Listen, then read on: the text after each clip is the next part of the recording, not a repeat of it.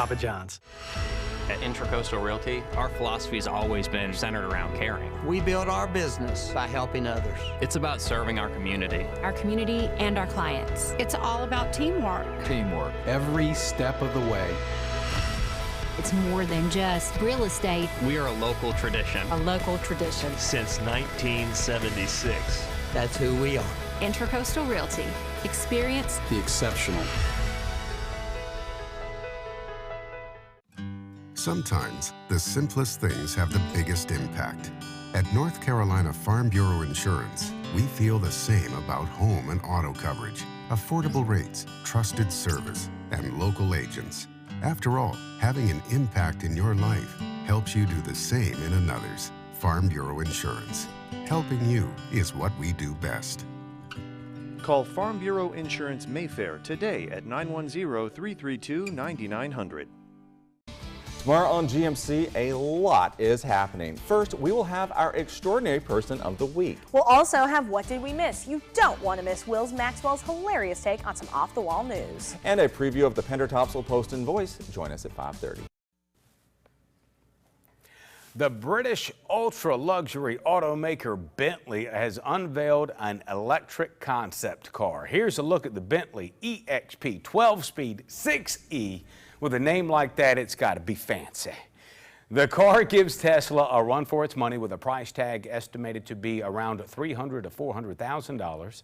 Bentley unveiled the car at the Geneva Motor Show. A car like the EXP 12 should have enough range, we're told, to drive from Milan to Monaco, a distance of about 190 miles. Fancy schmancy, Amanda. I could see you in it. I was going to say, I can see me in it too, in my dreams. Good answer. They say dream big though, right? One day. Yep. All right, thank you, Daniel. Right now in your news at 6, the Coast Guard is facing major cuts, the impact it will have here locally. And caught on camera, an Uber driver turns out to be an attorney. What he claims law enforcement did wrong during a traffic stop, and why an internal investigation is underway by WPD. And women from across the world gather in honor of International Women's Day. We'll show you how they are locally paying tribute. But first, Scott, get us started. All right, Amanda, we start you off with a pretty sunset here as we're looking across the Cape Fear River from the downtown region. Made it up into the low 70s. We've dropped back down a little bit, down into the upper 60s out there. As you can see, all of southeast North Carolina unusually or unseasonably mild in the low 70s, but get ready for some dramatic changes as we head into the weekend. All the details ahead. WWAY News at 6 starts right now. Live, local, interactive. You're watching WWAY News at 6. Thanks for joining us tonight for your news at 6. I'm Amanda Fitzpatrick. And I'm Daniel Siemens. An attorney is speaking out after what happened when he tried to record 2 officers during a traffic stop last month in Wilmington. Jesse Bright says the officers told him it was illegal to record them because of a new law that recently passed. But as WWY's Hannah Patrick found out, that claim and video has now led to an internal police investigation. It is a big story at 6. Turn it off, okay? No, I'll keep recording, thank you. On February 26th, Brunswick County attorney and Uber driver Jesse Bright started recording when he got pulled over in Wilmington. I explained that I was just an Uber driver and that, my passenger, I don't even know him. He says the Wilmington police officer told Bright he had just taken his passenger to a known drug house. Yeah, they questioned me about what I was doing there, didn't seem to believe that I was an Uber driver. Then he says the officer noticed Bright was recording. Turn it off. I can keep recording you. Turn it off and take it to jail. Sergeant Becker told me it was illegal to film the police and told me to turn it off or he would take me to jail. Bright did not stop. I knew that he's just trying to coerce me to not film him anymore. As an attorney, Bright says he tells all his clients to record interactions with law enforcement. I didn't want to see anybody get fired or anything come of this. I really just want people to understand their rights. Bright says his biggest concern is that this is happening often. If he's willing to just directly lie to me and tell me, this is against the law to film the police, then it worries me. Most people, when they're given an order by an officer, they don't know that it's an unlawful order. The Wilmington Police Department has launched an internal investigation. The police department contacted me. He assured me that recording the police is within my right and that I didn't do anything wrong. But Bright already knew that. He just wants to make sure you know that. But you do have the right to stand up to police if you do so lawfully. If you're within your rights, you know, you can tell an officer, no, I'm not going to do that. You don't have to be afraid to just listen to everything that they say. In Wilmington, Hannah Patrick, WWAY News. The New Hanover Sheriff says he also reviewed Bright's video and believes it is clear that officers were incorrect. Both the sheriff and Wilmington's police chief told us they invite citizens to take pictures and videos. As for that traffic stop, no one was arrested. A member of the Brunswick County Sheriff's Office is back at work today after she was put on leave following a shooting incident Tuesday. The Brunswick County Sheriff's Office says Major Lori Watson was helping serve a search warrant when the suspect opened fire, so she shot back.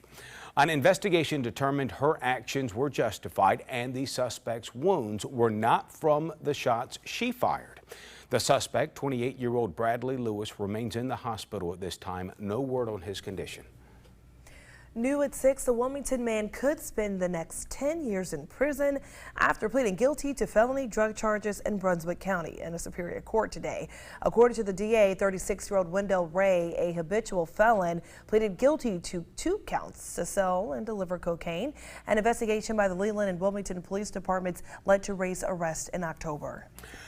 A budget cut proposal could have a ripple effect here in the Cape Fear. According to reports, President Trump's administration is considering slashing the U.S. Coast Guard's budget by $1.3 billion. WWAY's Basil John has reaction from Washington and from people in the community. Wilmington is a Coast Guard city, and the cutter-diligence is a staple in downtown. But according to reports, President Donald Trump is proposing a $1.3 billion cut to the Coast Guard's budget. That money would go toward Homeland Security to help boost border security. Many people do not see the logic in this proposed budget cut.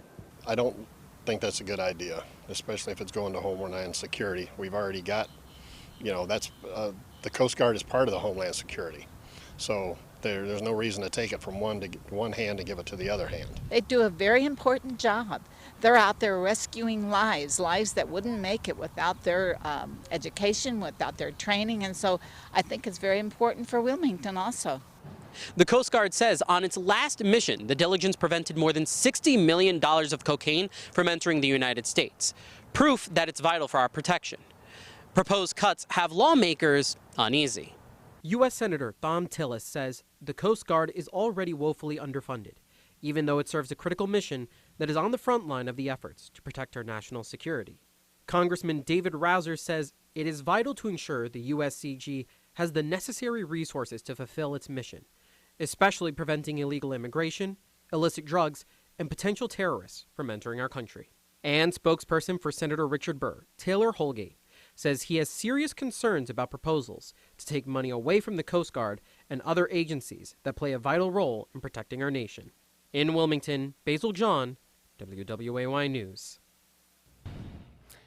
There is more, so to see the full statements from our lawmakers, head to WWAYTV3.com.